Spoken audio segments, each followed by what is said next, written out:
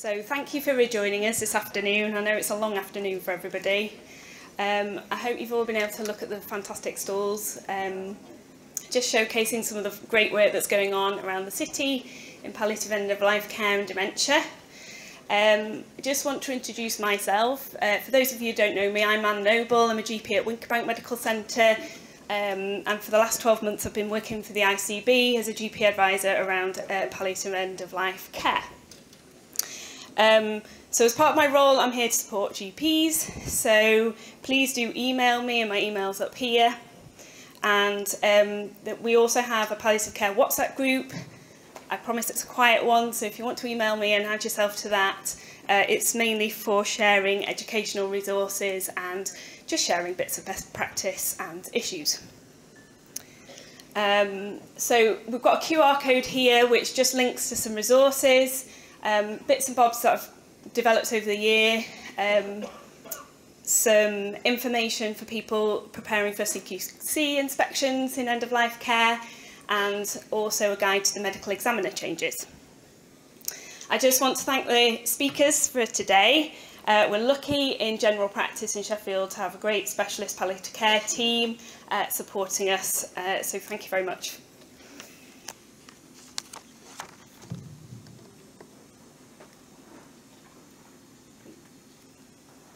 Natalie, perhaps help me with the technology here. The clicker's not working. So if Natalie can move us forward. Oh, no, one more. There we go. So I've put this slide up just to really highlight the importance of advanced care planning to everyone. And you'll see a bit of a focus on having these conversations this afternoon. This is a case from a documentary on Radio 4 a few years ago, and a doctor is reflecting on what happened with a frail elderly patient. He had comorbidity, he fell at home and was admitted to hospital, and over the course of the next 10 weeks was readmitted several times and eventually died in hospital. And really, he's just reflecting on the fact that no one ever stood back and thought about what was happening with this patient, and the fact that they were deteriorating each time and not coming back to their baseline. And nobody talked about dying, and nobody talked about what the patient's wishes were with the family or the wishes of the patient. So I know that you'll all recognise this sort of case, and we've all had them. Up to 80% of people would like to actually die at home, and we know this from research. But 45% of deaths still occur in hospital in South Yorkshire. And this is a massive challenge for us in primary care, and particularly as we all find palliative care more difficult these days with our resources more stretched. It is difficult to do it in visits in between morning and afternoon surgery. A further challenge is that deaths are going to increase by 24% by 2026 because of the ageing over 65 population. And all this means that we need that shift of resources from hospitals into primary care for us to be able to support people who die at home. So I'm just going to do some really simple things today, small take-home messages to really just help you in general practice. And I know you do it already, but it's just a reminder. So next slide, please.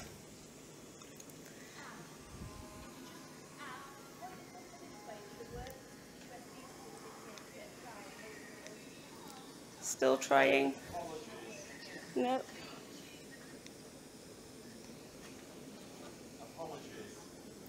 Not sure where to. It's weird. It's one back, please. Yeah. Okay. So 3 just very simple messages. Identify your patients. People can't benefit from palliative care unless they're identified as palliative. So that means putting people on your palliative care register. Very simple. Parallel planning. That's thinking ahead, planning for when you die, planning for when you're more unwell, whilst focusing on quality. And finally, empowering patients, because a lot of healthcare happens to patients rather than being involved of having choices. This is a graph just about our palliative care register in Sheffield, and some practices achieving more than 1% on the practice population on the register. And that is great because 1% of people die each year, and we know from research that up to 95% of people will benefit from palliative care. I've put inequality here. The last PLI on end-of-life care was about inequality, and this continues to be the focus and challenge in Sheffield. People who live in deprivation and have come from a different ethnic minority are more likely to have hospital admissions, they're less likely to be identified as palliative, and they're less likely to receive palliative care. I think the challenge for us is that these patients are often younger, and it's even harder for us to have those conversations early. Next slide, please. So just some tips to identify more patients. At the moment, we've got about 0.45% of patients on the the palliative care register. And the quality contract this year asks for more patients to be identified and to increase rates of respect forms. A simple way to do that is to complete the 2024 template, palliative care template, and you'll get all the coding right. We have updated that, and there's a few extra bits like a link to SPICT on that. I try and get my whole team involved in identifying patients, so using receptionists who are often know the patients and see deterioration in those patients. The coding teams can see people who are coming in and out of hospital.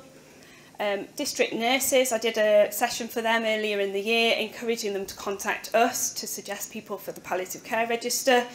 And flu visits have been brilliant because year on year, the practice nurses see the deterioration in people living at home.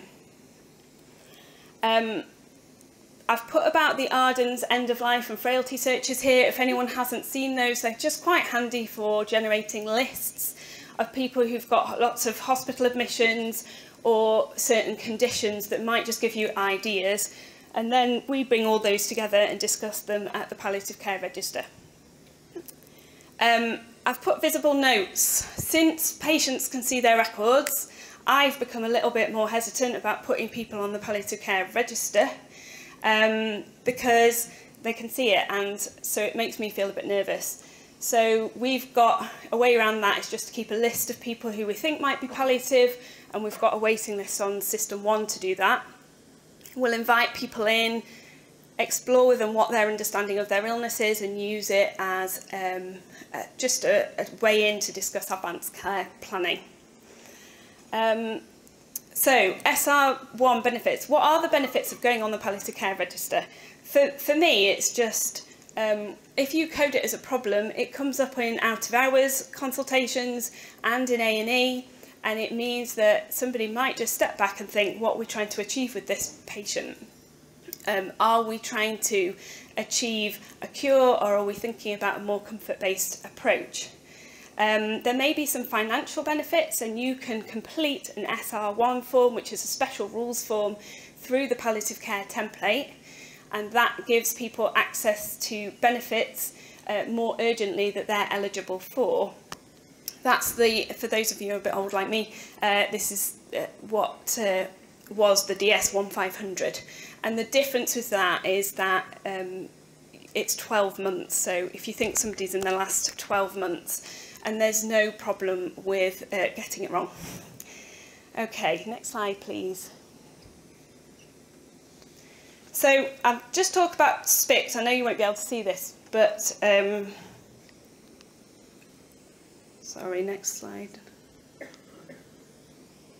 Not sure what's happening with the tech this afternoon, but for those of you who have not seen SPICT, it's general indicators and more disease-specific indicators that just help us identify who might be becoming palliative.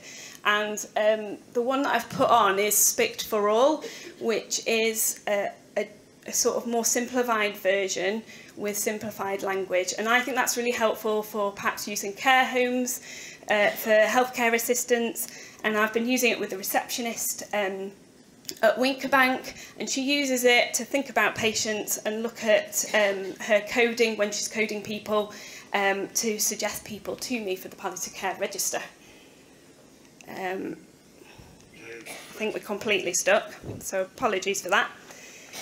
So, parallel planning. I've stolen this from Anton Mayer, the children's palliative care consultant, who's going to talk to you next. And the reason for that is because I think it's a really helpful concept to think about with patients who are frail. Thinking about times when you're more unwell whilst focusing on quality. Patients who are frail are much more difficult to predict, and along with patients with dementia as well. You might have an 88-year-old who may live another 4 years. They may die in 2 months' time from a hip fracture or a chest infection. So what I'd really like people to do, and I know we do this already, is have sort of conversations with people. So what matters to you conversations, and complete respect forms. Respect was rolled out 18 months ago in Sheffield, and it has been brilliant. Thank you everybody for completing those. We've had feedback from Out of Hours, A&E, and various places to say that a well-completed respect form does actually make a difference to managing those emergency situations. And Marie Curie research tells us that people want to talk about this. 84% of people want to talk about their end-of-life experiences, but only 14% of people even have. It would be great if this becomes more routine and not all down to us. People do make wills, and people appoint power of attorneys, and they're quite comfortable talking about that.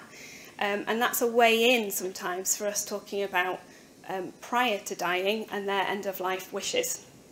And just to really highlight that it's more important, as Sarah said earlier, in dementia, because just to do prior to a loss of capacity. So early on, once they've been diagnosed, hopefully pragmatically by us. I've just put this statistic here. So I reviewed all the deaths in Sheffield, and of people who died, when you record a preferred place of death, 78% of people had achieved that. So I think it's a crude measure, but it does suggest that when you have the conversation, people are more likely to achieve those wishes. So finally, empowering patients. I think a lot of healthcare does happen to people, and in Winterbank, it often feels like people don't really realise that they have a choice. There is a really good report from the Lancet on the value of death, and it's a great, interesting read, so I'd really recommend it. And it talks about the fact that we've become a society who fears death, and we really need to demedicalise it. GPs, I think, can really play a role in that, because we can recognise normal dying and we can be honest about it with patients. We can talk about it, and we can resist the temptation to over-investigate and over-intervene. We can translate those advanced care plans into change for the patient by doing a respect form, by sharing that with Out of Hours, and also for when they become in the dying phase, to do preemptive medications as well. So I just want to finish by talking about some of the current work that we're doing. Hopefully we're training some practice end-of-life care champions in Foundry, and that will be covering topics such as the medical examiner changes and advanced care planning.